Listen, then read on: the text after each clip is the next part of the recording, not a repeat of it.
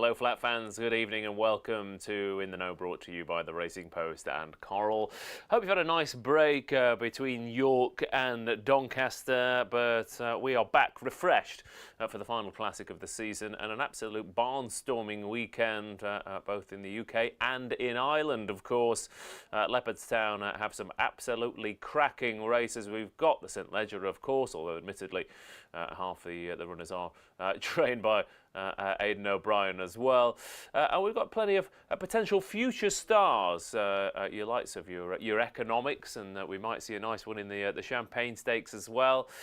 We're going to have some fairly interesting reputations on the line over the next couple of days, and of course as well, we're not covering it on tonight's show, but there's Longchamp on Sunday, so it is quite literally I think it feels like the moment we tip in to that autumn campaign and we start crowning the champions at the back end of the season, and then get excited about next year's potential classic runners as well. It's the cycle just continues, doesn't it? We crown the champions, we get excited about the next one, and we come back and do it again and again. Hello to everyone who is already sat at home and tuned in and ready and raring to go. Lee Richardson, Davo, Michael G, Dean Partridge, Destiny Sounds, Tommy Daniels, Roy English, Disney Account, Connor, and of course, Cheese. Good evening to everyone.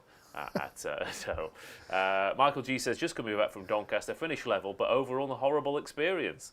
Okay, Michael, I mean, please do tell us why. I don't know if you mean punting or you just don't like Doncaster. I don't know. You know, everyone's got their favourite courses, but let us know how you're what the details of that were for you, Michael. I hope we can cheer you up. That's for sure. And Lee Richardson said, anyone see who's Glendon up at Chester today?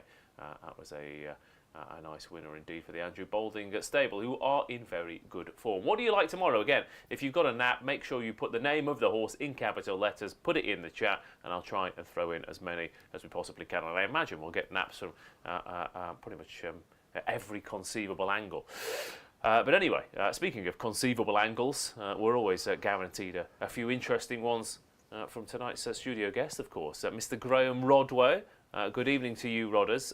It is it's the autumn. It's right raring to go. It's like I said, it's that time of year where we start to go, all right, these horses we've been banging on about all summer, let's really see who can continue it into the back end of the season. Yeah.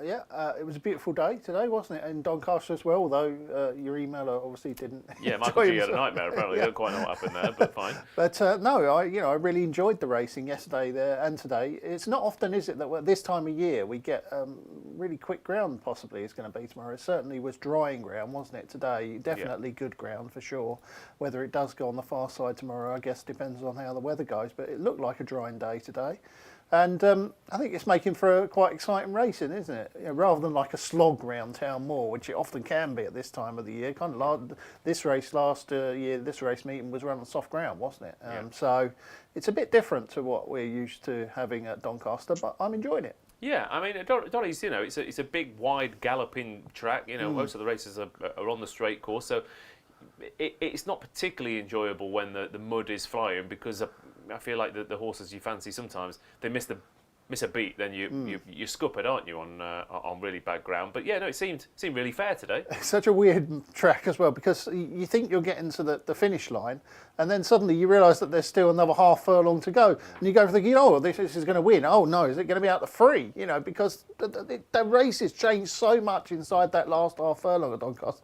Such a long way home, isn't it, up that long straight? But it makes for an exciting day's racing, that's for sure. Yeah, and like I said, I think there's not many. There's very few hard luck stories, which is nice on this ground. But you're right, timing is of the essence, because you can definitely go too soon. Yeah, and I feel like I backed a few of those yesterday. I backed a horse called T. Challa. Did you see that yesterday? It looked like he was going to win easily. It was about half furlong out. He was nicely clear. I thought, oh, this is one. And then suddenly he just curled up in the last half furlong. But then in the last race, there was one that I backed called Kildare Legend, and they all shot 6 lengths clear. And you thought, well, that's holding on. And then suddenly that stopped like it was shot, and Kildare Legend come through and won. So it really does change inside that last furlong at Donny. Yeah, okay. What's been happening at Doncaster? Let's find out with David Stevens, who has been having a lovely a lovely week, a lovely day, a lovely. How long have you been in South Yorkshire, David? Good evening, gents. First day here today, just a 2-day visit for me, but I somehow have got somebody else's room. I don't know whose room I'm in, but the other David Stevens that checks in here later is going to be very disappointed when he gets my room, but sat here in the throne, I feel very regal. Yeah, look, really good day today. You're right, Rodders, it was a drying day. The sun was shining, the wind was blowing, so there's no rain around, so it's only going to get quicker. Sweet William, look, he was the obvious one in the Doncaster Cup. He just given another boost to Kyprios, hasn't he? Obviously chased him home at Goodwood. Kyprios, just one of the many, many stars in action this weekend. I mean, you mentioned at the start there, Ross, I mean, we're not even scratching the surface of Sunday, unfortunately. We couldn't afford to pay you all double time. But, I mean, we got the Arc favourite in action. We got the likes of Bedtime Story along Kyprios. I mean, it is a brilliant weekend. And hopefully we can get a bit of a few winners on the board before we head into Sunday, which everyone will have to pick their own winners at. Yeah, absolutely. Yeah, like you said, I mean, it is. I mean, it's weird, isn't it? Because it's St Ledger Day tomorrow, David, and it's almost sort of swamped by everything else going on, and almost, the one horse, probably the best St Ledger horse of the season, is running in the Irish Champion, arguably as well. So it's a slightly strange weekend. It's an absolute corker, but yeah, it's going to take. I mean, you have to try and keep up with it, and then it'll probably take a week or two to digest as well. Yeah, I think, listen, we can debate it long and hard. Is there too much good racing going on this weekend as opposed to, say, last weekend and next weekend? But we have what we have, as I say. Blink and you'll miss it over the next couple of days. You mentioned the Ledger there. Look, I mean, Aidan O'Brien has an obvious hand. He didn't need to run Los Angeles. He could go elsewhere with him. But do you know what? Thank God Aidan O'Brien and the Coolmore team take the Ledger seriously, and the fact that they've supplemented the filly as well, Rafe Beckett in his connection. So I think we have an intriguing race. You're right. It's probably going to take second fiddle to other races like Economics versus Auguste Rodin. But I still think, as I say, thanks to Ballydoyle and you got to me being supplemented, it's a fascinating Ledger.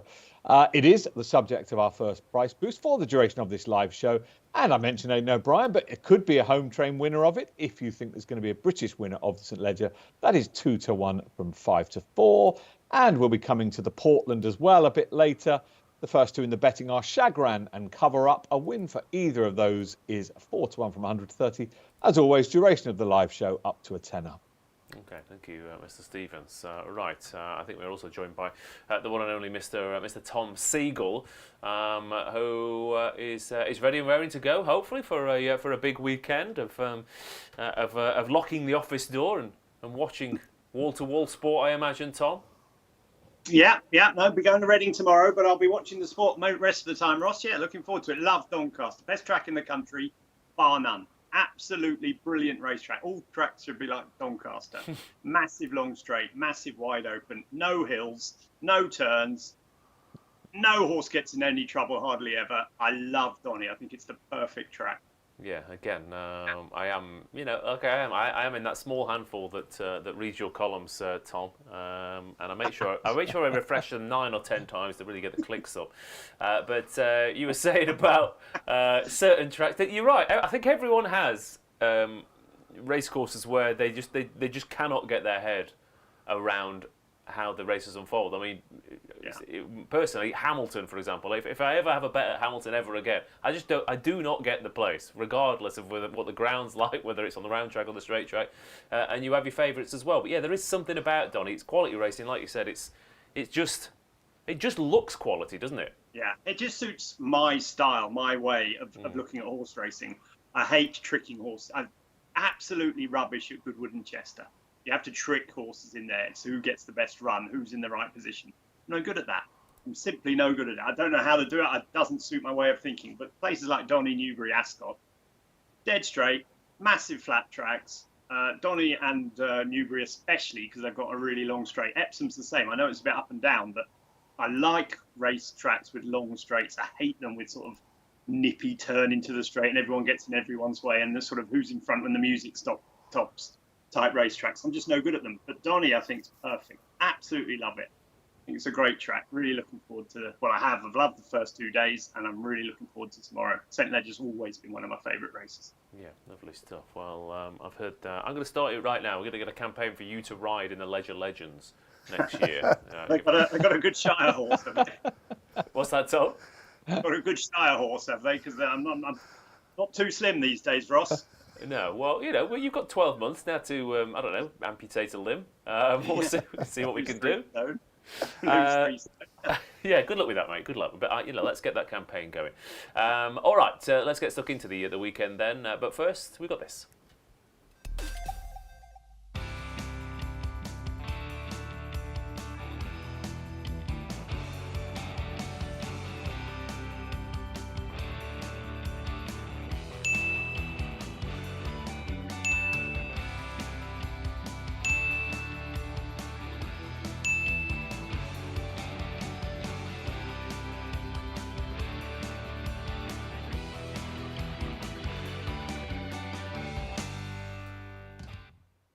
There you go. Get exclusive Racing Post content straight to your phone by joining the Racing Post Insider on WhatsApp.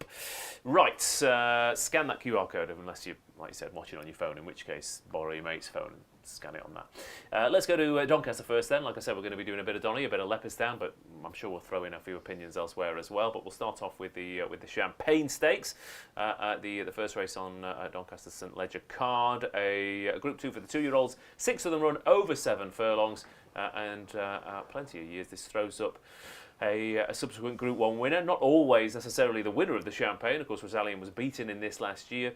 But Chancellor is 7-4 this year for the Gosdens and Rab Havlin. Wolf of Badenoch is 100-30. Right here, right now, is 7-2. Bay City Roller 13-2. Aftermath 9-1, and Monumental at 12-1. So really testing not only your juvenile form knowledge, but also your musical tastes here. At Doncaster, are you more a Bay City Roller or a Fat Boy Slim kind of guy? Ross, hold on a minute. Is it Fat Boy Slim or is it Jesus Jones? For us old people, right here, right now, was Jesus Jones all over the... Yeah. Don't you remember that one? You might be right, but given Phil Cunningham's previous naming of horses, brothers. I think that's his era, isn't it, Phil? Could be. I wish it was Jesus Jones though. That was seriously quality stuff. I mean, feel free to give us a rendition. Right here, right now. There is no other place I'd rather be. How's that? Absolutely love it. Perfect. Never heard the song before, but I can only imagine that it's exactly like you just sang it. Me and Mr. Stevens will remember it, and one thing I do know is you'll be googling it on the way home. Yeah, I'm gonna be loading up that Spotify playlist. Absolutely, getting stuck into to Jesus Jones. Right, anyway, what are we talking about? The Champagne Stakes, lovely. First race at Doncaster tomorrow. Like I said, the often throws up a decent horse, not always the winner, but we have had some nice winners over the past 3 seasons in particular. Chancellor, who is 2 from 2 at the track, Tom. Again, I'll come to you because it's a 2-year-old race and you've already started on such a high. 2 from 2 at the track. Fiddly little small field at Ascot didn't necessarily suit, but, he looked incredible on debut. It was a bit of a penalty kick last time out, but I imagine, given where they've been running, and this must have been the plan for quite a while. Yeah, not convinced though, because as you say, the second run, first run looked good. Time was excellent. We discussed that on this show before. Really disappointing at Ascot. Might have been a good race, but still was a bit moderate, wasn't he? And then it was a penalty kick last time. I think the Wolf of Badenoch has the best form, probably for me. The second in the Vintage Stakes at Goodwood, drawn on the outside, stuck out the back, finished well. He'd be my selection over Chancellor. There's a lot of talk about the Jesus Jones horse right here, right now. But he's got a bit to do, hasn't he? The form of that Newmarket race hasn't worked out that well. A lot of horses running it haven't done much since. But the talk of his work out at Newmarket during the week has sort of everyone's heard about that. And then you've got to throw in the Bay City Roller as well, who just solid, isn't he? And big fan of his trainer. Lots. And Aidan O'Brien's got 2, with Aftermath running second to that horse that sort of got lapped in the Scotsman today, didn't he? Muckaba. So it's hard to fancy the O'Brien ones, really. I like Wolf of Badenoch. I think he's going to take a big step forward from Goodwood. I thought that the Palmer horses are running really well, didn't they? I didn't fancy Cuban Grey at all earlier in the week, but that one. And the horse ran very well in the Scotsman again today. Wacko something. I can't remember what it was called, but all for Badenoch for me. I think he'll beat Chancellor. Okay, yeah, the Waco kid was the one in the Scotsman. He also had a horse dot up at Chester as well. Yeah, right here, yeah. I mean that Newmarket race, it was like I said, it was a slow time. He got an easy lead in a race that hasn't really thrown up much. I don't know. Right here, right now, is really going to have to improve. Yeah, I quite like Bay City Roll. I'm hoping he says bye bye baby to his rivals. But yeah, she's really good attitude at Sandown on debut. I thought Chelmsford last time out. I mean, the second gave him a race, but I quite like that. The fact that he's had a race on both occasions and he's come out on top. Yeah, as Tom said, and he almost did, you can make a case for all of them, can't you? You know, they're all lightly raced, unexposed juveniles, and we don't really know how good they are yet. I was with Tom. I thought that Wolf of Badenoch had by far the best form on what we've seen so far. He did a lot wrong that day at Goodwood. It was only his second run, was it, I think, and he was the most inexperienced runner in that field. And he's entitled to improve significantly for that run, and he's already got the best form, so that'd be good enough for me. But don't get me wrong, I would not be surprised if any of them won it, because they're all promising juveniles who could well be stars, couldn't they, of the future? Yeah, be interesting. I mean, tactically, it's going to be fairly interesting as well, because you're right here, right now. Obviously, I mean, making all that Newmarket is pretty much the way to go, regardless, isn't it? So obviously. Yep. But if he goes out in front, I mean, will Chancellor be ridden how he did last time, or as he was on debut? Wolf of Badenoch, of course. I don't think it was necessarily by design at Goodwood. Three of them just went so quick. They must think a bit of this Chancellor, mustn't they? Because he's favourite here. He was hot favourite for that race at Ascot, which looked pretty good. Al Qudra and New Century beat him. And he obviously has won 2 good races at Doncaster easily, hasn't he? Or certainly one good race last time out was, like you say. Yeah, but I mean, on debut, he looked absolutely incredible. I mean, he fell out of the boxes. Gosden hadn't had a 2-year-old winner all season, yet it was his first 2-year-old winner, and he looked absolutely clueless and then rattled home.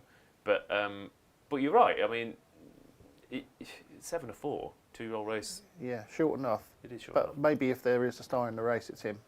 Okay, David Stephens, you're partial to a bit of champagne. What do you make of tomorrow's Champagne Stakes? I'm still reeling from Tom's rendition of Right Here, Right Now. That took me straight back to 1991. Tom, that was magnificent. You actually have quite a good voice. I think you should sing every week on this. In terms of this race, look, it's all been said. I'm in agreement with the other guys about Wolf of Badenoch. The Goodwood form looks good. If he can just break a little bit sharper tomorrow, he's a course and distance winner as well. But again, you can make a case for any of them. It's not often Aidan O'Brien has 2 2-year-olds and now the outsider of the field. But that's the case here. But again, he had a winner there today. Be no surprise to see Aftermath lead that first run behind. And if you do fancy the outsiders, the O'Brien pair, it's 11-2 from 9-2 that the Ballydoyle Master wins this race. Okay, thank you. I should also say, sorry, Ross, it's 3 places each way, extra place each way. Oh, is it? Okay, right. Well, there you go. Basically rolling all the each ways then, I guess. Chancellor 7-4 then for the Champagne Stakes tomorrow at Doncaster for that 150 contest.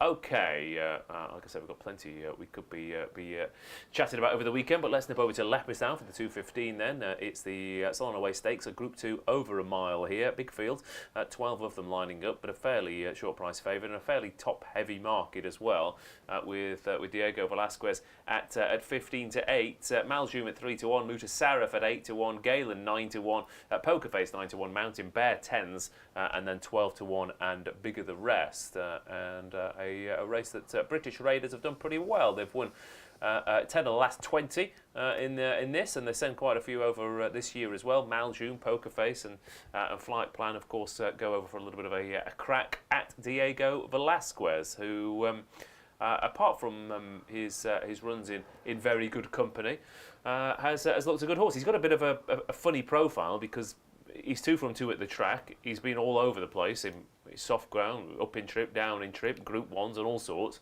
and he's been battered in a variety of events. But when he's good, like he was last time out, he looks very, very good. That's right, and they obviously don't think that he's one of their absolute superstars, do they? Because he was a very good 2-year-old, but they've been, like you said, mixing him up with all sorts of different things, trying to keep him away from the other ones that they've got, like City of Troy and Henry Longfellow, and he hasn't even really been considered for in the same league as those, seemingly. But nevertheless, when he looks good, he looks absolutely outstanding, doesn't he? He absolutely bolted up at the track last time, and I've got a ridiculous speed figure for it. Now, whether you put forward a potential explanation for that, the 1 mile, 1 furlong trip, maybe there wouldn't be that many top class races over 1 mile, 1 furlong at Leopardstown, which is what he won over last time. And that may be a skewed the figure, but nevertheless, he's won by 7 lengths, hasn't he? So, yeah, and the second's come out and franked the form, so it's just... If he shows that form, he should win, shouldn't he? But he's short price, isn't he? No doubt about it. And Maljoom's a very good horse, so I wouldn't back him at 15-8, but I think he's by far the most likely winner, Diego Velasquez. Yeah, he's he's a course horse as well, which helps. Everywhere, doesn't it? But rattling around that turn at Leopardstown and then powering home down the centre of the track is often the way to go. Which, in my mind, is exactly how Maljoom's going to bounce back to form here, Tom. He's got a cracking record over a mile round a bend. Admittedly, all right-hand bends. It's his first try left-handed, and he has hung a little bit out to his right. They popped cheap pieces on, but. He's just one of those horses, if he gets a clean run, I know how he's going to finish over this, he's just going to absolutely rattle home down the centre. But it wouldn't be the first big field mile race around Leopardstown where you might not get a clean run, mind. It's not the easiest track to navigate in these decent races. No, definitely not. As you say, often finish fast up the outside, but you can get a nice, uphill finish. So you can get easy on the lead, it sometimes helps as well. I think that it's boring, but I didn't fancy any of the others. I found it really hard to make a case for any of the others. Flight Plan's gone at the game, seemingly. Poker Face you could give a little chance to, but I thought the top 2 stood out. Diego Velasquez is drawn on the outside, isn't he? That might not be a problem, because I presume he's going to go forward. I like you for Maljoom at the prices. I think his second in the Sussex Stakes. None of these could have done that, could they? I doubt Diego Velasquez is considered in the same sort of league as, can I forget his name now, the horse that was third in the Moulin at the weekend. Henry Longfellow. I don't think he's that good. So I expect Maljoom to win this. Okay. Yeah, Maljoom is a 3-1 shot. Also be a little bit interested because obviously you've got that Poet Master form, and Poet Master running at Doncaster. We'll get to that in a second. But you've got the second, third, and fourth or sixth, is it? But that form's actually worked out again at this track with Mountain Bear in there as well. So you've got your class horses, Tom, and then you've got your track horses, haven't you? And you're thinking class is going to come to the fore. I always do, Ross. It's always class for me. If they underperform, because they're going to have to underperform, for Lord Masousis and Mutasarref to beat them, they're not young horses, are they? Can't believe they're improving. Then that's the scenario. If they underperform, they can win. If not, I think the front 2 will finish first and second. Which order? Not quite sure, but at the prices up for Maljoom. Okay, lovely stuff. Margaret, too. Let's see if anyone on the chat has any strong opinions here. Maljoom for Paul Stokes, Mike Boy. Maljoom will be the pick, and Thomas Adams' Flight Plan is absolutely massive at this price. Of course, trying to win the race for the second year on the bounce for Carl Burke and Clifford Lee. Okay, Diego Velasquez then a 15-8 favourite. David, again, it's one of those funny races. I think it's a favourite. Everyone, you kind of look at it and think, okay, I want to take him on, but we still haven't seen too much of him over the mile, and he could have a little bit more to offer. How are you feeling about this 15-8 shot? Yeah, you go back to his 2-year-old career. He was amongst the anti-post favourites for both the Guineas and the Derby this year. He went to France for the Guineas, fourth there. It was a good run. I think the mile is his trip. His runs over further at Royal Ascot and everything just wasn't for him. And it'd be no surprise at all to see him win this. They've got so much strength in depth. They can share these 3-year-old colts around. But it's been said, Maljoom is the class horse. That's second in the Sussex. Clearly a palpable non-stayer in the Jumpmon International last time. And purely at the prices, he'd be the one. But look, if you really want to be dull, as Tom said it, they will finish first and second. The reverse exacta isn't going to pay much, but it's by far the most likely outcome. Okay. O'Brien then bidding to win this for only the second time in the last 10 years. That's the Solonaway Stakes at Leopardstown. Let's rattle back over to Doncaster then, shall we? The Portland, again another quirky race, 5.5 furlongs. You don't get many of them. Do you want a 6 furlong horse finishing well, or a 5 furlong horse hanging on at the death. We've got 22 of them lining up. Chagrin is 7-1, Cover Up 15-2, American Affair 8-1, Albashire 9s, Apollo 1 10-1, JM Jungle 12-1 with Vintage Clarets, and Rumstar and bigger prices the rest. But again, we've got 22 runners, so it is a sprint handicap. Of course, Tom Segal is always our first port of call here, but I tend to think in this race, I mean, occasionally, what's the horse? Charlie Hill's horse, a Moment of Madness. If the horses sometimes come to this race and absolutely love the 5.5, and sometimes they are the 5 furlong sprinters who get rolling and get rolling and get rolling. But more often than not, I feel like you've kind of got your 6 horses and your 5 horses, and the 5 horses do go a little bit quick in this and set it up for a closer later on. Yeah, can do. I mean, as you say, a Moment of Madness, I think he made all a couple of times, didn't he? And listen, it's all to do with pace, isn't it? The one thing I would say is, last race today, you were probably getting ready for the show while I was not quite on the ball, but I was watching the 5 furlong sprint handicap. Trap 17 beat Trap 16 in a 17-runner sprint handicap. I'm not a draw guy, so I don't know if that's going to be the case tomorrow. But Get It and Higher Mate are drawn very high. And we all saw what Get It did at the Stewards Cup, so I wonder whether the race will revolve down this side, because that's where jockeys think is the best place to be. I mean, Asterius beat Big Mojo 11-9, and they were this near side as well in the Flying Shoulders, of course. So it could be, like you said, it could be a self-fulfilling prophecy a little bit. That's what I think might happen. I think they might all, well, they won't be able to because it's a 5 furlong sprint and it's a big field. But I wonder whether they'll sort of migrate to this side. I remember Stone of Destiny winning it from 22 one year, when he sort of everyone sort of raced up the middle and he came up the stand side and won easily. It's probably the only race he ever won.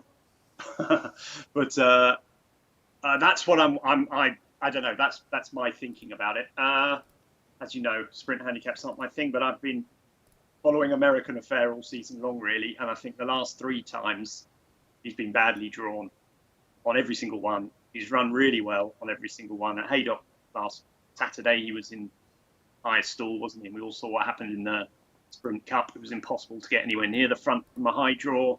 He came second. I think 5.5 furlongs going to suit him, and the Goldie horses and their sprinters are flying. We saw Jordan Electrics nearly win.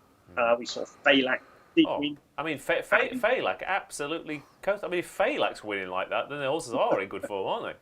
And then in the last race, as I was talking about, Water of Leith did by miles the best of those drawn on the up the far side in the sprint handicap this afternoon. So his horses are just running really well. He'll do for me. You can make a case for loads of them: Vintage Clarets, Rumstar, Albashire, Apollo 1, JM Jungle. They've all Chagrin. They've all got good chances. Cover Up as well. But listen, it's pay your money. Take your shot type of race. An American Affair will do for me. Okay, American Affair is 8-1. I'm just going to pick up one horse you did mention. I mean, I slightly prefer the 6 furlong horses, but Higher Mate is a bit of an odd horse. I mean, Roy Bowring does have these types of horses. Suddenly will win races over 5, 6, 7 and a mile with the same horse half the time. But he seemed to go an insane gallop at Thirsk last week, and it looked like an absolutely mad early pace, and he only just got done on the bob. He did 101 in running, and it was a massive run. He's drawn 90, and he's won at the track 7 days after his return last time out. I thought he could be a big price at what is he? Where is he? 20, 25 to 1? He's off the page. Maybe on the screen. Okay. Well, Don't go down our roster. He's at least 25 to 1 then. I thought Higher Mate could run a big race. 25 Yeah, he's too, 25 to 1. There you go. Any opinions in the Portland for you? I liked Wallbank until, like Tom, I didn't actually see the last race there today, but someone did text me and say that, you got to be high. And he's in 4, isn't he? Wallbank is so you immediately went off him. So that immediately gave me a reason to think, could he be on the wrong side of the track? I mean, don't get me wrong, like Tom, I'm not a massive draw conspiracy theorist. I probably will still back him anyway. But nevertheless, I got undone back in a couple that were drawn stand side at York a few weeks back when literally everything was winning over the far side. Yeah. And I don't really want to do it again. So cover-ups in 21, it would be my next best. I came at the race wanting to back Wallbank though, and Stall Force bottomed me off a little bit. Why did you want to back Wallbank initially? Well, because he's really well handicapped, I think. He's only had 7 starts. He was second in the Norfolk, wasn't he, in 2022? Yeah. And he's had 3 runs this season, 2 of them in Dubai. He won one of them in a handicap there. And then he came back last time at Goodwood over 5 furlongs, which would have been shorter than ideal, and a downhill 5 furlongs there as well. And I thought he was quite a promising return. He hadn't run since May down in February or something, so maybe they're teeing him up for this race. I think he's got a little bit of class about him, Wallbank, but I am worried about that draw. Yeah, okay, fair enough. I mean, it was one of those York horses, Holcombe Bay, because he was drawn 22. He wasn't one of them, but yeah. Yeah, it was one of yours, wasn't he, Tom? Yeah, I thought he had a bit of a squeak. If 12 isn't a bad box, I thought he had a bit of a squeak, because like you said, you just completely ruled that last one out, can't you? Yeah, it's a complete throw-out run, isn't it? Okay. Vintage Terrace is interesting though, isn't he? Because he was 5th in the race last year, significantly. Anaf, good form, that, isn't it? Significantly, Anaf went on to win a Group 3. Significantly went on to win the Air Gold Cup. He's down a couple of pounds. Just 5.5. I'd prefer it at 5, but as you say, some of those 5 furlong horses get away with it. Yeah. Absolutely. Where was he drawn? I mean, yeah, he was hampered and racing the wrong part of the track and was out the back, wasn't he, at York last time out? So, okay, David Stevens, any thoughts in the Portland then here, or at the very least an extra place or 2, please? You can have an extra place, 5 places each way in this one. Rodders, I'm going to tell you now, do not worry about this draw. How many times has Tom told us, do not get bogged down in the draw. Stick with your first choice at number 4. I'm going for Al Bashir out of 6. Second in the Beverley Bullet, has run well enough over 6 furlongs, wasn't beaten far in the Air Gold Cup over 6, so the 5.5 doesn't worry me. And also the American Affair that Tom's already made the case for. Now that one is drawn 22, so I'm going for 1 on each side. But Rodders, you'll regret it. Don't be put off. I've been told. You've been told. Father Stevens. I don't know why. It's that seat. It's the seat that he looks like he's regal in that seat. Look at him. I feel a bit like, and now we go to our political correspondent for Middle Eastern Affairs, David Stevens, who joins us live from some nondescript hotel room in the middle of somewhere. David, just tell us how political tensions are hotting up in Doncaster. Well, have we heard back from, was it Mike earlier, that did not have a good day there? Has he got in touch again? He hasn't. To be fair, he said he was just coming back from Doncaster, so I hope he wasn't driving while he was getting in touch with the show. It could get even worse. But yeah, let us know what was so bad about today, Michael. Anyway, Apollo 1 and a Babarama Golf for Disney account. What else have we got? Too difficult for a few. And Jonathan Sherritt says, I hope to hear the commentator say at the end of the race, "Get it has got it," which would be a lovely end to the to proceedings. It would be quite interesting as well if Get It benefited from 2 draw biases to win 2 big sprint handicaps this year. If you are watching right now, then make sure you like the stream, but also subscribe to the Racing Post YouTube channel. There's all sorts of stuff going on, and we know that I think what was it? At least 68% of you watching right now have not subscribed to the channel. What's your excuse? You forgot your login? Anyway, do it. Subscribe. Let's go to Leopardstown for the 250, shall we? The Matron Stakes, a Group 1 for fillies and mares with one of the stars of the season at the top of the betting. That is Porter Fortuna at 11-8. Fallen Angel 11-4. Ylang Ylang is 5-1. Jance is 13-2. Soprano 12-1. Rogue Millennium 14s. Vespertilio 18s. Wendley 66-1. We've also got Magical Sunset and Mama's Girl in here in theory. Making up the numbers, which brings us to 10 runners for this Group 1 contest. But Crikey O'Reilly, Porter Fortuna, not only one of the stars of the season this year, but the stars of the season as a juvenile as well. She quite simply does not know how to. She does not know how to run a bad race. She doesn't know. Yeah, that's right. Yeah, she doesn't know how to run a bad race. Too many double negatives in there. But you know, you could have argued.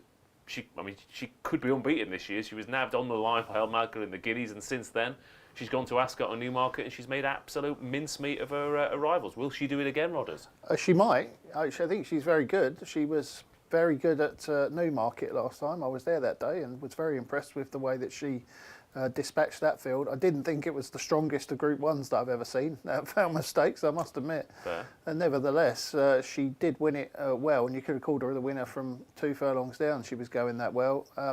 and she does appear to have trained on well, doesn't she? Because that was, I think, was the thing that we were thinking at the start of the season.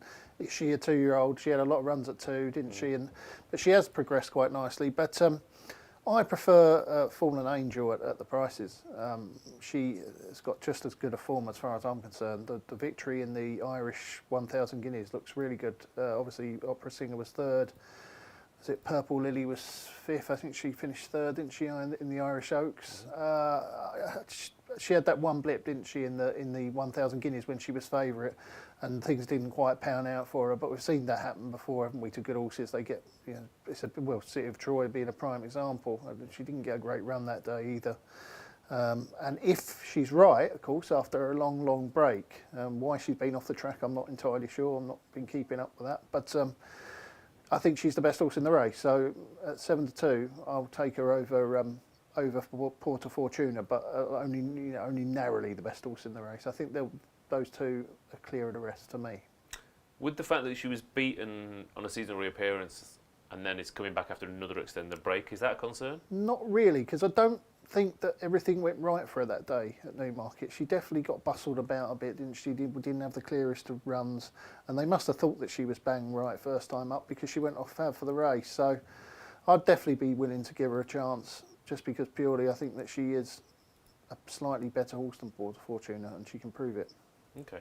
Fallen Angel then is an 11-4 shot.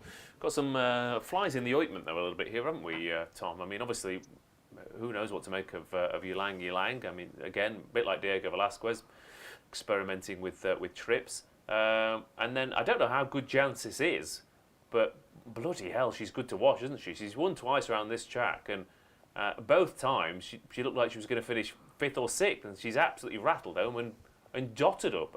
Again, I don't think the form's very good, but visually, crikey, she looks good as well. Yeah, I mean, I've backed Jancis on the simple premise that she might be just a superstar.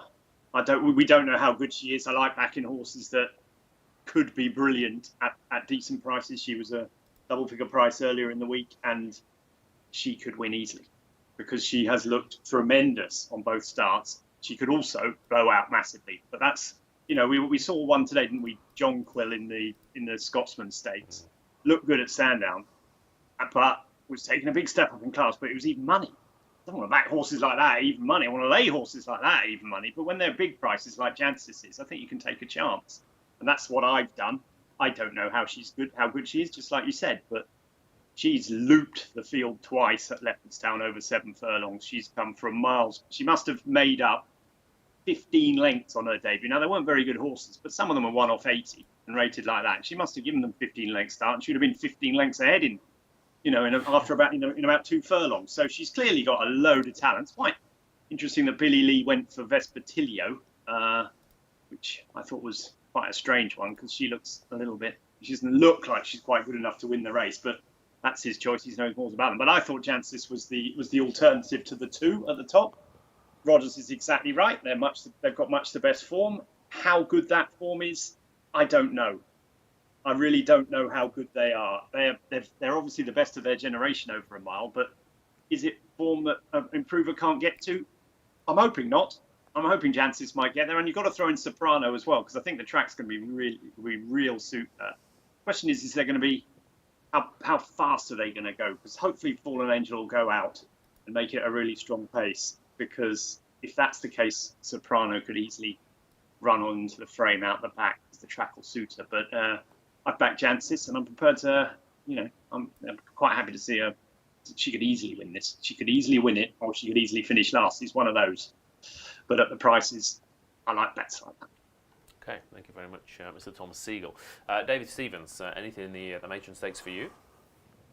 I mean, Jancis has been well backed. Obviously, we now know the reason why. Tom is the factor behind that. And yeah, look, she's in that could be anything category at the moment off the back of her 2 runs. There's still a little bit of each way value in her price, I think. But the 2 at the head of the betting are the 2, the proven Group 1 winning juveniles. They've both done it again this season. I just thought Porta Fortuna is so consistent. She just never puts her foot wrong, and not a particularly attractive price, but I think it reflects that she is, for me, the most likely winner.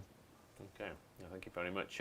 Porta Fortuna for Paul Stokes. Earn leader say, why is Billy Lee not riding at Jancis? That is a slightly confusing one, isn't it? Lee Richardson, Soprano each way, but Porta Fortuna will probably win. And Tommy Daniels really likes chances for this. Is still under the radar, or at least she was until she was Tom Segaled. But it happens to the best of us, that's for sure. The 3 o'clock at Doncaster then is the Park Stakes, a Group 2 here over 7 furlongs. Spin the wheel, line up, roll up for a crack at a group race over 7 furlongs. Will it be your turn to win this time? Kinross is 15-8 to take the Park Stakes. Lead Artist is down in trip at 11-4. Poet Master at 4-1. Al Shabab Storm at 13-2. 14-1 should have been a ring, and 20-1 bar those. Lake Forest is an absentee again here in the Park Stakes, which is a shame because he would have brought a bit of class and a bit of interest in the track. Would have suited him. But every single British black type 7 furlong race from listed up to Group 2 this year, Tom Segal, has been won by a completely different horse. And you know, it is that funny middle distance between your milers and your sprinters.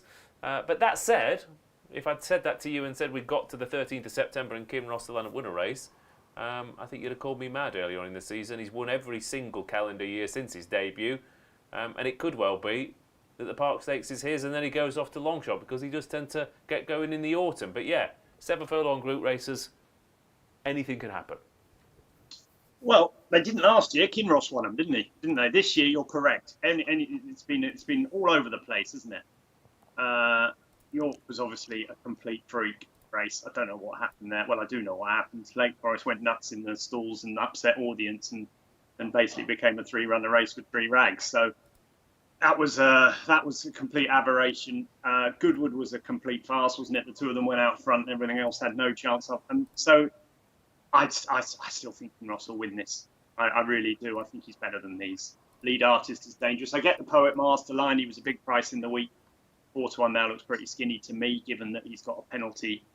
And I'm not convinced by that form in Ireland. It was really impressive visually, but he was beating, I'm not sure he was beating top-class horses. Kinross, for me, Lead Artist is the danger, and should Poet Master's obviously in there, and should have been a ring. It's if you can strike any race out of any form back, but you should strike his run out of the Haydock Sprint Cup last week, because absolutely everything that could go wrong did. Draw, pace, hampering, everything that could go wrong did. So he could bounce back. But for me, I'm desperate for Kinross to win. I want him to win. It's the highlight of my racing week. We'll be watching Kinross, and I hope he wins, because he's a superstar, and I just think he's great. Yeah, he is. He's a very, very good horse. He's 7 years old, of course. We need someone else to sort of take up his mantle. I mean, Poet Master could be that horse. He, like I said, his Curragh win last time out has worked out really, really well. Apart from that fast ground run at Haydock, which came fairly quickly, I think, after his demolition job at Newmarket as well. He's got course. I mean, he absolutely dotted up at the track last year. For me, he's the one who's he's 4 years old. He's got the class to win this. Course and distance, everything is sort of in his favour. And I think if he goes down, he'll go down fighting. Yes, when I had a look at this race on Monday, he was 14-1, and I thought, that looks too big. And now he's 4-1. So did you avail yourself? I didn't, no, because I don't actually fancy him. Fair enough. But I did think that was too big a price. But I don't back horses I don't think are going to win. Well, no, I mean, to be fair, if you'd said to me any horse at 14s early in the week and it was 4-1 and I knew that was going to happen, I'd back it. But yeah, but you don't know that's going to happen, so you've got to go. But you're still going to lose if it doesn't win, aren't you? So yeah, that is true. I did actually back Lead Artist. And he was 5-1. Right, okay, fair enough. Because I think he will win. You still beat the price though, to be fair. Yeah, no, I'm quite keen to take Kinross on actually, because he is 7. He's already been beaten 3 times this year. Yes, maybe he's not had everything go his own way, and he was a bit of an eye catcher at Goodwood. I still think he wants softer ground as well, and I think that these 2 are good horses in against him, and I think Lead Artist might even be a Group 1 horse. I was very impressed with the way he won at Goodwood. I mean, he made a mess of the start really, and Kieran Schumacher had to use a bit of petrol to make the most of that good draw on the inside, and he went a real good pace for the majority of that race and kept on very strongly, and everything that raced up with him finished out the back. The second finished out the back, the third, the fourth, they were all out the back. I think they finished 5th, 6th and 8th or something. And everything that got near him came from miles behind off that gallop, and I thought that it was a really good performance from the front to keep up such a strong gallop for so long when everything else that chased him were beaten miles. So that was over a mile, galloping 7 furlongs. Obviously, you've got to take on trust that he can bounce back to form. But if the ground quickens, that will suit him as well. And I think I could see him winning this and then turning up for a Group 1 later in the season well fancy, because I think he's really good lead-iced. Yeah, well, I mean, he's I think the grand dams from the family of Dancilly and Champs-Elysees and Cacique and some really bred to be a star, isn't he? Yeah, absolutely. Yeah, and he's you know, he's just. So again, it's early days, isn't it? He's a 3-year-old up against the 7-year-old Kinross. David Stevens, are you going with youth and experience? Have you ever backed a horse at 3 times the odds because you didn't fancy it? I don't know. Anything else to add into the Park Stakes? No, that's the Rodism of the night. That one, isn't it? We need to clip that one and keep that one. That was wonderful. Tom, just a question about Kim. Are you worried about the drying ground for Kinross? Rod has sort of touched on it there, but all his best form is on the soft side of good. It's now good. It's going to be drying out. Does that concern you at all? Not at all, Dave. He was second in a Breeders' Cup on firm ground. I think the ground is a misnomer with him, and also I don't think it's that fast. I think the ground in Leopardstown will be quicker than it is at Doncaster. I mean, it's not been. I mean, 6.3. It's drying out, but it was 6.7 at the start. On Wednesday, the ground, and then they had rain and it went to 6.1. It was 6.3 today. It'll probably be back to 6.7, which will be good. Good ground. It won't be fast ground, I don't think, at Doncaster tomorrow. Times don't say it's very quick at the moment. It might get quicker, but I don't think it's going to be very quick. I think it'll be quicker at Leopardstown and the Curragh on Sunday, if truth be told. There you go, David. There we go. Yeah, I'm a Kinross fan. This is his time of the year. Third at Goodwood was not a bad run in those circumstances. Lead artist, bred to be a superstar and could well be. But at the moment, yeah, I'll stick with the proven 7 furlong specialty of Kinross. Okay, thank you very much. What have we got? Lead artist for Roy English and for Mike Boy. Should have been a ring each way for Jenks, 3498. Who knew there were 3,497 others out there. And Paul Stokes. And Tony Rodeo's Nonsense says, good to see the back of that T-shirt under that blue shirt, Ross, in the middle of summer. Thank you, Tony. Yes, I assume you were the commenter who said, why is this muppet wearing a T-shirt under his shirt when it's 25 degrees outside? And again, the answer, Rodders, is this air conditioning is erratic. Well, that's why I put my jumper on before I came in, but the producer moaned. Why is that? Well, because apparently the microphone rubs against the jumper. Right, So you're better off to wear a T-shirt like you. Yeah. Or a shirt. Yeah. And a T-shirt. Or a T-shirt underneath. Or a vest, if you like. If you want to see Rodders do the next show in a vest, then like and subscribe. Okay, let's go to Leopardstown, shall we? The Irish Champion Stakes is our next race we're going to have a look at. A lovely Group 1 contest with a horse who is 5-4 to prove that he is a Group 1 horse. We don't know he is as of yet. Economics 5-4, Augusta Rodin is 5-2, Los Angeles 13-2, Ghostwriter 13-2, Luxembourg 12s, 14 Shin Emperor, 50s Royal Rhyme and Hans Anderson at 200-1. Poor old Hans Anderson back again for another crack at a big race.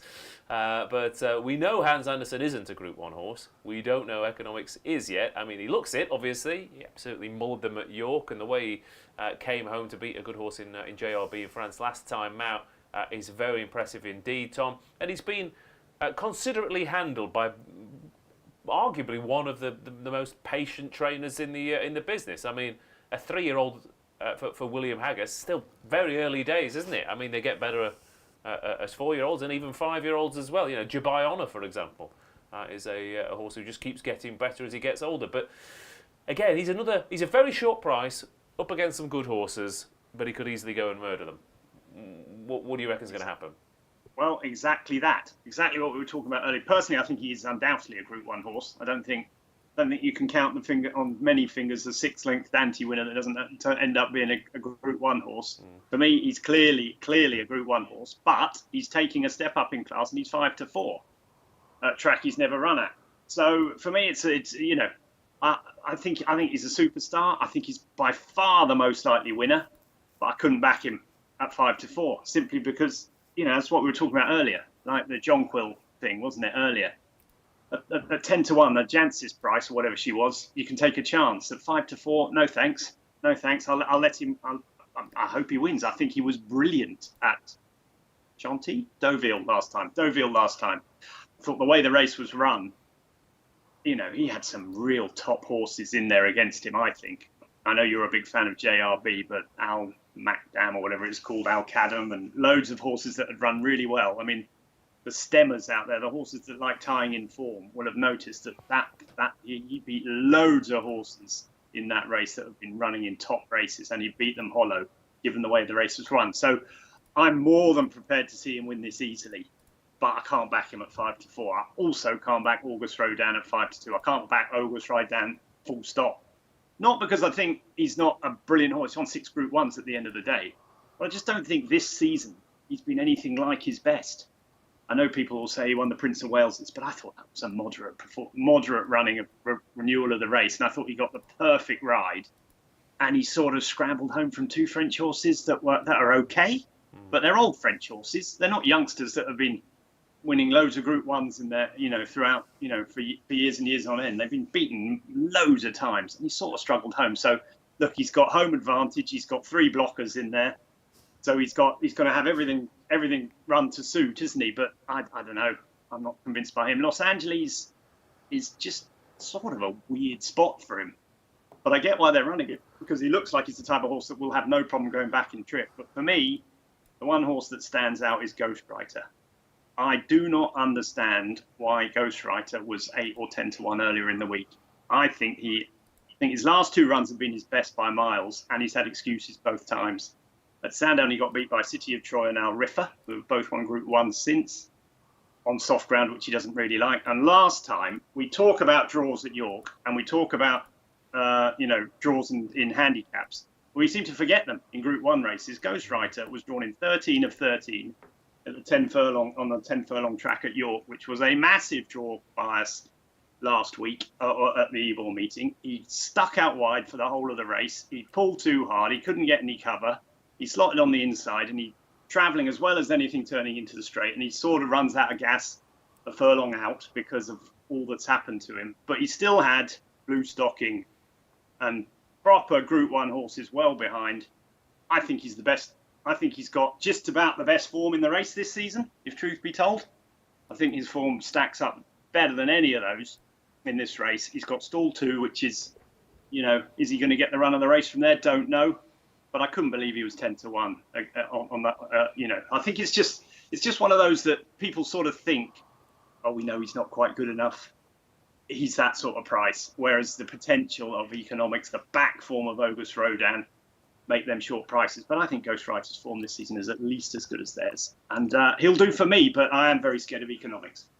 Okay, there you go. Yes, economics said 5-4. Yeah, an absolutely pitch perfect case made there for Ghostwriter, who is yet to win a Group 1. He keeps running in them. He keeps slightly coming up short, but you could argue he's not been in a particularly good position for more than one. Not only the international last time out. He's a 30-2 shot now. Though, let's talk about Los Angeles. You were saying he was going to get lapped. Well, yeah, I don't see it. I don't see this. I mean, I would have run him in the ledger. I mean, Tom said that he sees him as a horse who might improve going down in trip, and he might be right. But to my eye, he looks like a slow old boat who stay forever, and I don't see him even getting close to this lot personally over this distance. If he'd been running in the ledger, I'd have been saying that he was a good bet odds on probably, but I don't fancy him. Yeah, it's an interesting weekend for the Irish Derby. It looked a bit funny, but obviously it's worked out quite well. But you've got Los Angeles, you've got Somewhere, you've got Ambiente Friendly goes to France, you've got Grosvenor Square, the Euphrates. Like half the Irish Derby field have run in a variety of races. So I didn't particularly like the form at the time, but it's been proven to be not bad. But who do you think is the Irish champion winner? I think economics will win. I think he's the star in the race, and I really look forward to seeing him. I wouldn't back him, however, because I'm a little bit concerned about Auguste Rodin, Los Angeles, Luxembourg, Hans Andersen. Yeah. I mean, it's an away game. Is the point that I'm making here? You know, It's Stoke on a Wednesday night. yes, yeah, we've seen this before, haven't we? You know, the Ballydoyle team do not make it easy for you to beat them on their own turf, and they know here that they have got one horse they've really got to beat here, and that is Economics, and they've got 4 horses in there who are all going to be, no doubt. We've seen it before. One will go off in front, the next one will come up behind them, and they'll try and set this race up perfectly for themselves. And that concerns me, because Economics, I think, will have to be really good to go over there and beat them on their own turf with the way that the race is going to be run. And as a result, I wouldn't back him at 5-4, but I'm really excited by him. I think that he's a real superstar of horse. I can definitely see the case of Ghost Rider, but he's been underrated all year, hasn't he? Yeah. He's perennially underrated. He was a big price for the Guineas, he ran well. He was a big price for York, he ran well. Sandown, he ran well. And I can see him running well again. But I do think Economics is the star in the race. But I do think he'll have to be a real star, because I know the way the Ballydoyle are going to do this, and they're going to make it really difficult for him. Yeah, okay. Economics then 5-4. If he does win, David, it might be Auguste Rodin, Los Angeles, Luxembourg. Your boys took one hell of a beating for William Haggis. Who, David Stevens? How many runners and winners has he had at Leopardstown as a trainer? Do you think? None. One what? Both? No, none. None? No runners. Oh, no runners. He's had 8 runners at Leopardstown. He's yet to have a winner. I mean, it's obviously there's not that many opportunities to go over crack, but he's had plenty of. Sent plenty over to the Curragh, as William Haggis, but looking for his first Leopardstown winner. 5-4 Economics. Could be a superstar. Doesn't mean he's going to win, though, David. No, look, this is a brilliant race, though. Even just hearing the guys talking about it, I mean, it is really whetting the appetite. It's all been said about Economics, isn't it? He could be the next big thing, but he hasn't done it yet, and he's taken on proven Group 1 winners here. Not least Auguste Rodin, who could easily bounce back from a King George disappointment. This is exactly what he did 12 months ago. As Rodders has said, the race we expect will be set up to be made very difficult for the favourite, but he might just be a class apart. I'll go back to see the stars in this race when he had to overcome similar sort of hurdles, taking on a Ballydoyle battalions. I love Ghost Rider. 4th in a Guineas, 4th in a French Derby, not beaten far in a Coral Eclipse, not beaten far in a Jubilee International, deserves his day in the sun. Can see him running into a place once again. The Japanese horse, what do we know about, anyone got any handle on Japanese form? They do brilliantly around the world. Anyone know how good his Japanese Derby form might be? Go on. Yeah, listen, they've got the best bred horses in the world, best bred middle distance horses in the world now, so certainly wouldn't put him past him running well. He's a full brother to Sotsas.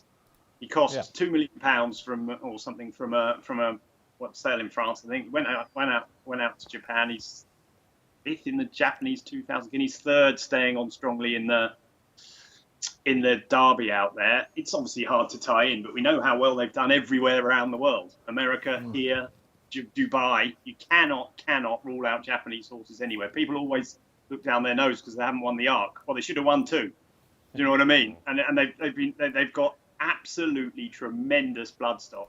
So you can't rule him out. The only thing that puts me off him is that I think the main aim is the Arc, and this is sort of a get it ready run. But I wouldn't, he's a very good horse. He's a very good horse that could easily shake him up. Yeah. I mean, if it's an away game for Economics, though, it's a bloody away game for Shin Emperor, isn't it? Crikey O'Reilly. I think I'd rather go and play Bolivia at home or something than try and take on this lot at Leopardstown. But anyway, that's the Irish Champion. Let's move on to the final race. We're going to preview the weekend then, which of course is the St Leger, which is a race of 2 halves, isn't it? And the half occupied by the Aidan O'Brien horses is Illinois at 2-1, Jan Bruegel at 4-1, and Grosvenor Square at 5-1.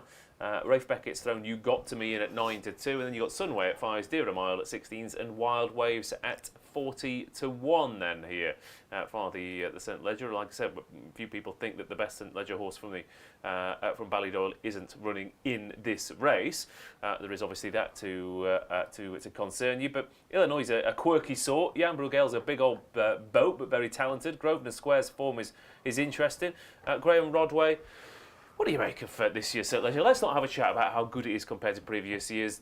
These are the horses we've got. Who do you think's got the best chance of winning it? I think that Illinois and Jan Brugel and Grosvenor Square are all old boats, really. They just slow and stay.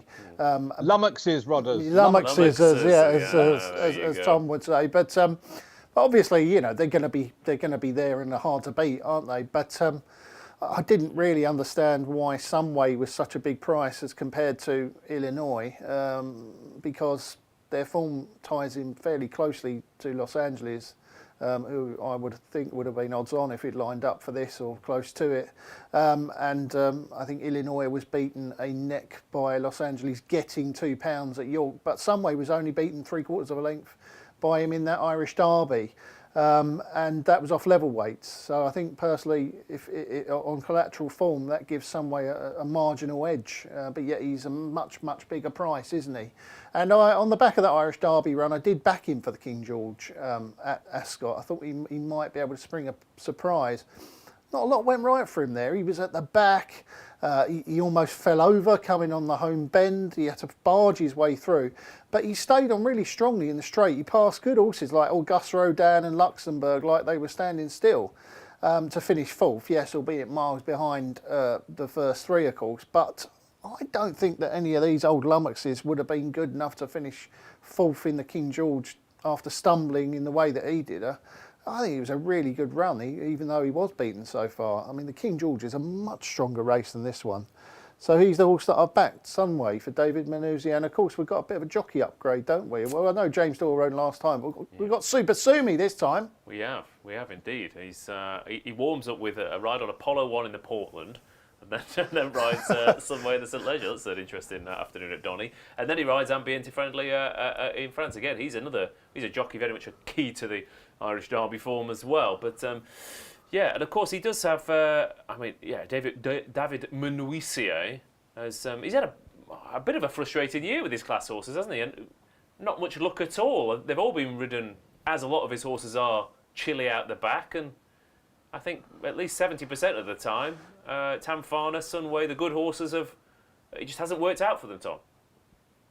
I can 100% agree with Rodders. I think Sunway has been given some seriously questionable rides. I don't think James Doyle was at fault last time because I think he clipped heels. But I think the two times before that, I thought he was given utter shocking rides. And I think he's a lot better than he's shown. I don't know.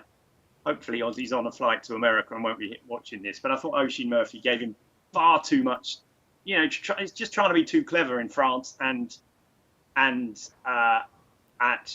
the Curragh last time, because I think he's a strong stayer, needs to get out there and get on with it. And I think the step up to 1 mile and 6 will really suit him. He's by Galway, very unusual flat sire. But I think he'll love the step up in trip. I think he's got form that is at least as good as anything else in the race. And I think he's got every chance of going well for a trainer that is in fantastic form. So he'd be my selection too. I do think that Jan Brugel has something about him that makes me think that he's probably a little bit better than we think he is. Because beating Bellum Justin might not be as bad as we thought last time. And he was sort of only get going. You know, I'm going to say it again, it was Goodwood. And I don't understand Goodwood horses. He never seemed to get on an even keel at all until about the last half furlong. So maybe he's going to leave that form well behind. Illinois is a strong stayer, isn't he? We know that from the Queen's Vase. If it turns into one of those super staying races, then yes, he can go well. But I think Sunway's the bet. I really do. I think he's got the form there. I mean, Racing Post Ratings hasn't top rated. It's their selection tomorrow. So that's just all you need to say, really. I mean, nothing more to add. I do think that the rank outsider of the whole field, Wild Waves. I mean, why? Completely bonkers. I was going to say, I looked at it, I thought, why on earth is this horse winning this race? And I thought, surely the Mallard is the race for him. And then I thought, oh, Andrew Balding's got one in the Mallard. I know it was beaten by Faylac, but they're obviously, by a whisker. But I thought, I think Wild Waves is a better horse than Subsequent.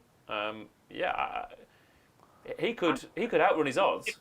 It'll be typical of my season because I had one of my biggest bets on him to win that race at Haydock where he slipped over. Yeah. And he goes and win the St. Ledger at 40-1 when I haven't got a penny of him. That'll be typical. But I do think he's quite an interesting horse because he's a massive stayer that's improving. And sometimes those horses can fill in. I mean, I just wish that... Is there 8 runners? No, there's only 7. I just wish there were 8 runners. Is there 8? We are 3 places each way. 3 places each way.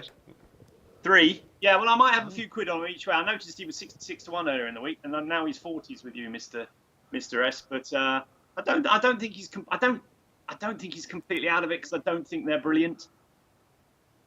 Okay. I mean, just what we really need to wrap this up, but City of Troy and Ambiente Friendly in Los Angeles were the only horse to beat Dear a Mile in the Derby. He had Bellum Justin behind, he had Ancient Wisdom behind, he had Table Talk beating out the back of the telly.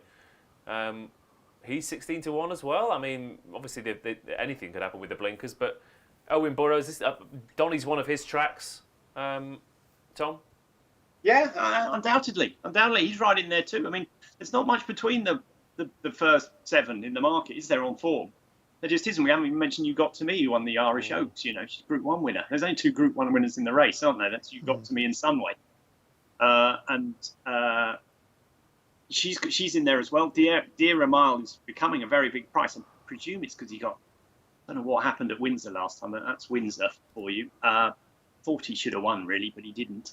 So maybe people are sort of wary of him actually putting it... He's only won one... Has he won 1 race in his life? A maiden? 2. So maybe that's why he's such a big price. Like you, though, the Derby form's pretty good, isn't it, now? Yeah. Sorry, no, he has only won 1. And then one more thing. I mean, the last time there was less than 8 runners in the St. Ledger. Rafe Beckett ran a 3-year-old filly in the shape of Simple Verse, who of course won the race, was disqualified, and then got the race back. Second in that race was a non-Ryan Moore ridden Aidan O'Brien Lummox, named after a geographical place in the shape of Bondi Beach, who'd finished second at York to a better horse. So I'm thinking Illinois You Got To Me reverse forecast is this historical precedent there, David Stevens. But yeah, plenty of angles. What about the St. Ledger for you? If I wasn't confused beforehand, I certainly am now after that. As I say, 3 places each way. I think it's a really fascinating, interesting race. The days of saying if you think you've got 1 Ledger horse or 3 Ledger horses, you probably haven't got any. Aidan O'Brien's rewritten that, but I just don't think there's anything between his 3. You can make good cases for all of them. You Got To Me, you just said it about 3-year-old filly. Rafe Beckett's done it before with that. Some way the case has been made for Dear a Mile, 4th in the Derby. Excellent. Honestly, I haven't got a clue. Probably small stakes on You Got To Me, not because of the reasons you've just said about historical precedents, just because I think her last 2 runs put her in a great chance and she'll be getting weight around. But just got one special to end with. If you think Aidan O'Brien will win the Irish champion and the St. Ledger, that is 9-4 from 15-8. Okay, thank you, David Stevens. Right, a cracking weekend ahead of us. We'll get the naps after this. We're into the final bend of the Coral Fan Derby, where racing lovers of the UK are in a spectacular contest. And watch this, he's shaking his phone like it's a pocket-sized maraca. They're all getting rewards now. He's shaking it, she's shaking it, they're all shaking it. Play the free Coral Rewards Shaker to win guaranteed daily rewards and offers.